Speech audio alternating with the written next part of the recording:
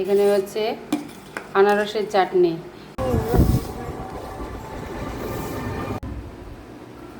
জয় মহাপ্রভু।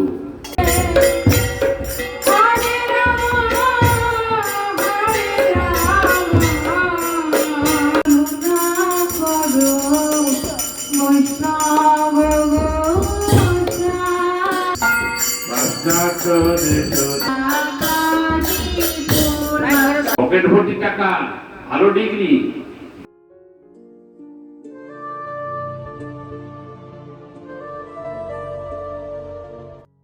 হরে কৃষ্ণ, নমস্কার। আশা করি আপনারা সকলেই ভালো আছেন। লাইফ অ্যারাউন্ড কৃষ্ণ আর একটি নতুন ভিডিওতে আপনাদের সকলকে স্বাগত। আজ শনিবার, ভগবানকে নীল পোশাক পরিয়েছি। আজ অনেক রকম ফুল দিয়ে ভগবানের পুজো করেছি। সোনু তার বন্ধুর বাড়ি থেকে অনেকগুলো ফুল নিয়ে এসছে, আর আমার গাছেও আজকে অনেক রকমের ফুল ফুটেছে। ভগবানকে অনেক ফুল দিয়ে ভগবানকে সাজিয়েছি। এক রকমের ফুল পাইনি, নালে সুন্দর করে সাজাতে পারতাম। আমার ভগবানকে সাজাতে খুবই ভালো লাগে।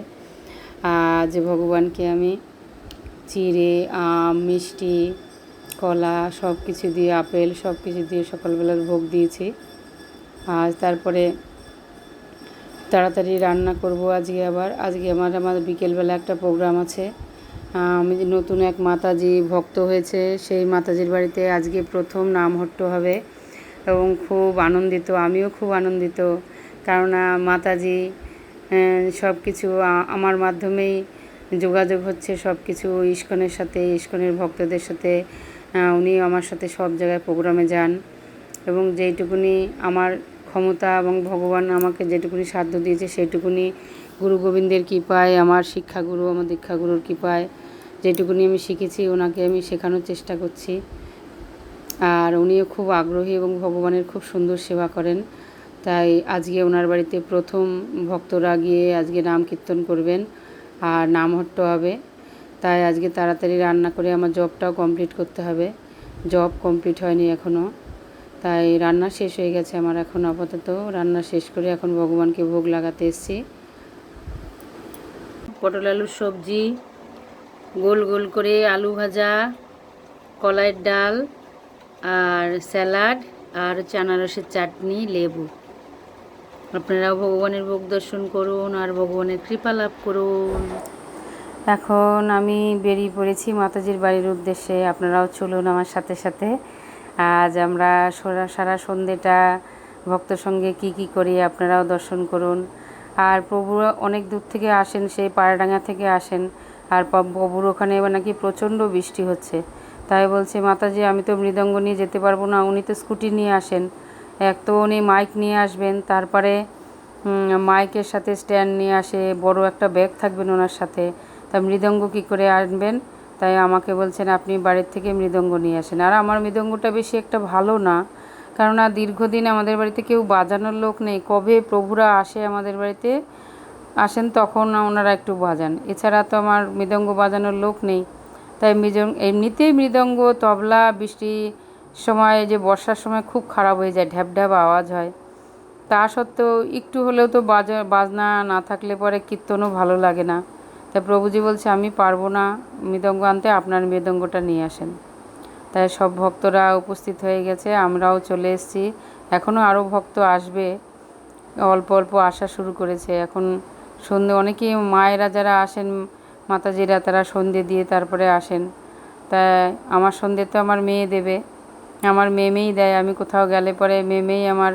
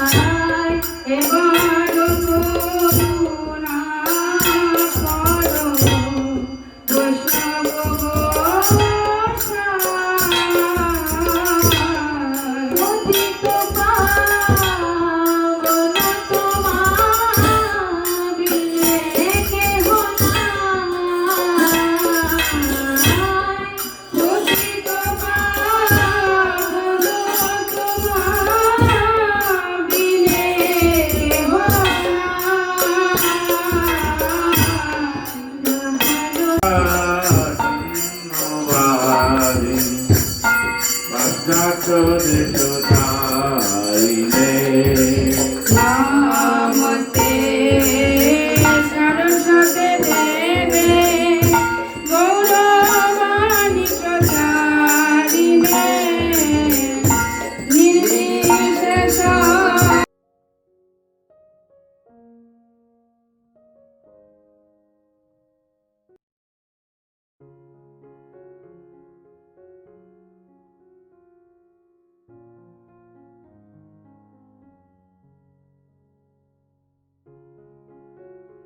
তো তদন্ত করে দেখতে হবে কি যারা কারণ কি জানেন তো, এই সাধু সঙ্গের খোঁজ যারা নেবে তারাও ভাগ্যবান, আর করবে তো মহা ভাগ্যবান। মহাপ্রভু বলেছেন সাধু সঙ্গে কৃষ্ণ নাম এই মাত্র চাই, সংসারের জীবনে আর কোনো বস্তু নাই। তাই সকলে হাত তুলুন আর উচ্চ স্বরে বলুন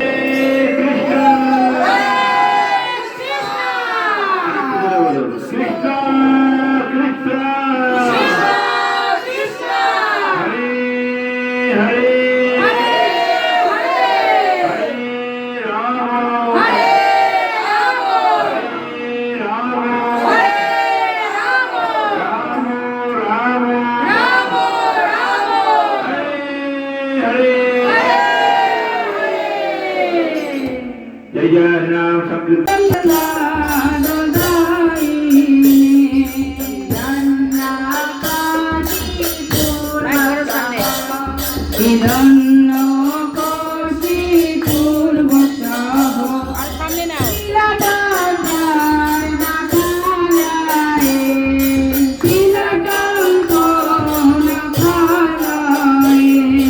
कृष्ण हरे हरे हरे राम हरे राम राम राम हरे हरे। অভিনয় করাটা ধরা পড়ে যেতে হবে জগতের কাছে। অরিজিনাল জয়দেব তো আজ এসে যাবে কিনা, আমি নকল জয়দেব।